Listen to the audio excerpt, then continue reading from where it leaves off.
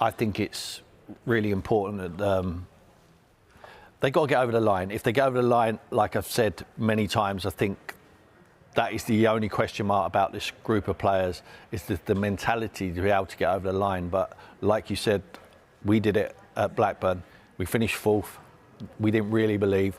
The following season, we were very close. We ended up runners-up. And then when you're in the running of the season when we actually won it, yes, it's nervous. Of course it's nervous. It's going to be. You know, it's the biggest prize in the game domestically. We believed that we would get over the line, but we were nervous. There's no coming away from that. These boys will be. They will be petrified that they've got this opportunity. They've addressed the issues with the squad now. They've got the strength and depth. They look solid defensively before yesterday. They're scoring enough goals, all right, and there's not one individual who's scoring an enormous amount of goals, but they're sharing them around the group. They look unbelievable on set pieces. They're flying high on all competitions at the moment. They just need to get over the line.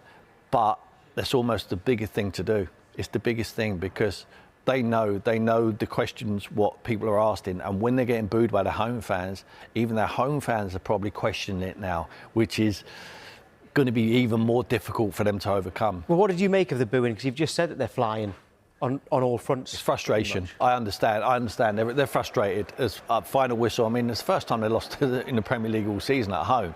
I mean, the fans are not entitled to boo their team, but they pay their money, can do what they want. But they've been treated to pretty much, you know, good viewing all season. There's a lot worse teams out there who perform a lot worse at home and don't get booed at home. But the expectations are high now. It's about, you can't finish runners-up anymore. They have to win this title, and they have to win it this year. Like I said, they've addressed all the issues with the squad. I believe Mikel is the man. I believe they will go on and win the league. I think they will. I think they'll overcome the nerves. There's no point in them coming in front of the camera and saying, no, we're not nervous, it's not about that. I was in that same position. People were always questioning that because they knew we had the squad to be able to win it. They knew we had the experience previously, but always come up short because Man United, the juggernauts of Man United, had that experience of doing it, just like Man City have. Man City have got the experience over them. And Gary's absolutely right what he says there. Pep Guardiola was saying, he's smelling it now. You know, they could have been out of sight. If they was to go like 10, 12, 15 points ahead, they would win this league at a canter. But now it's edgy, and Pep knows you get into March and there's still, if Man City or whoever it is, or Aston Villa or whoever, are in touching distance, there's a great chance that the mentality of these group of players might just let them down because they've never been there and done it before, whereas his players have.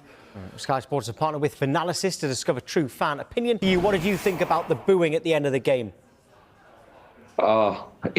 Frustration. Do you know what? It wasn't just from last night's game. It was an accumulation because even before, even with our home record, I was worried before the game. Man United having that new manager bounce is one thing, but my bigger concern was us. On my socials in the last month, I've been voicing concerns which does seem negative because we are top of the league and we're getting points, but this has been a long time coming. The couple of cup competitions like the Champions League and all that have masked that we have actually got serious issues. And I agree with everything Tim said, apart from one thing where he said we've got the firepower. We're 17th in the league for scoring open play goals. And I've seen how this pans out before. There's only so many times a corner will get you out of trouble, you know? Well, it's interesting, actually, because speaking to Jay Bothroyd this morning, before we went on air, of course, a former Arsenal player, he actually said that the fans were right to boo, which surprised me. But he said that he thinks that Mikel Arteta was quite negative. He says that Carrick was more positive in his substitutions, etc., than Arteta was. And he particularly pointed out the fact, I mean, this is in starting 11 rather than substitution, that Eze should have been starting over Odegaard. He says that Eze has showed more in central midfield going forward than Odegaard has, but he's reverted to type and reverted to the team that keeps coming second in the league, not the one that's going to win it. No, I don't really agree with this Odegaard-Eze thing, if I'm being honest, because actually I think Odegaard played very well yesterday and he was the only one that was tracking back and turning over the ball and winning possession back. And everyone seems to think Eze's the answer. I don't even think it's a matter of individual players. I think it's the way we're playing. We're too slow, we're too methodical. Nerves are kicking in. I think Arteta is almost afraid of his own shadow a little bit. And it's like it's feeding onto the players in the Emirates. It's safer passing, it's slower restarts, 11 men behind the ball, just less risk. You know, the prime example of that as well is that when we do score, every time we score, just look at the stats.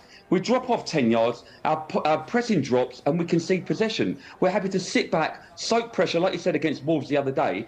And even when we equalised yesterday, I had a feeling Man United were going to go on and win. And we should be us on the ascendancy. So, listen, I don't agree with his substitutions yesterday at all. I think there was too many wholesale changes, 4 players in one go.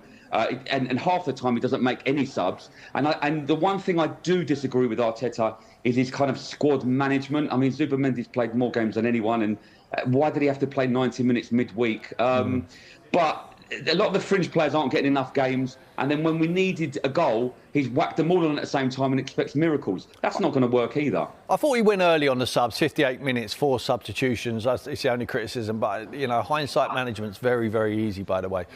I just felt Saka's not himself at the moment, you know, and I thought Luke Shaw was excellent, by the way, but I thought that Bukayo needs to be the man. He is the main man. They're too reliant upon him. Maybe it's time, I wouldn't suggest leaving him out, but maybe trying something different, like he did when he made the changes with Noddy Madueke coming in on the right side and maybe Saka on the left. Perhaps a few more attacking players, you know, in the final third. Like you say, maybe not asking them to do the work going back. And what credit then goes to Michael Carrick? Because it does, in the last 2 weeks, look like a team transformed. Yeah, it does, obviously. And Harry makes a good point. A lot of their players are back now. There's a full group. They've got full weeks together. There's no other distractions. They can focus on the league form. And they're producing. But as we know, you win 1-2 games for Man United, fantastic. Particularly to beat City and to come to Arsenal where... But I felt United would get a result today. I was thinking maybe more of a draw, but I always felt United would turn up and they've got enough quality players. But they get that, they've got momentum now into their season, and all of a sudden you're looking at United and you're thinking, great chance of top 4. 1 or 2 months ago you're saying, no, I don't think they'll do it. But no, if they play with that confidence and belief, then you give the manager credit, you give his staff credit, and the players are turning up. Simple as that. Would you give it Carrick then, now, Roy? Job? No, you're being silly now. No, Serious? No, would you give him the job? He's had 2 great performances. Yeah, 2 great performances, but anybody can win 2 games. That's what he does at the end of the season. And even if they do get into 4th, I still wouldn't be convinced he's the man for the job. Absolutely not. I still think they need a bigger and better manager. But he's got the opportunity. What a chance it is for him. And you know what? He's taking it. So, fair play to him. Michael, we're here till 8 o'clock. We've got all that time to get into the weeds of Manchester United's future. But in terms of Arsenal, Patrick, what does this defeat do to their title challenge now? They're still 4 points clear. They're still 4 points clear, but there's still some question about the mental strength of the team. I think that performance will be really disappointed because it's not the fact that they lose the game, but it's the way they lose the game. I think there was a lack of creativity. They didn't create enough. I think Saka on the right or Trossard on the left-hand side didn't produce enough to really create danger for United.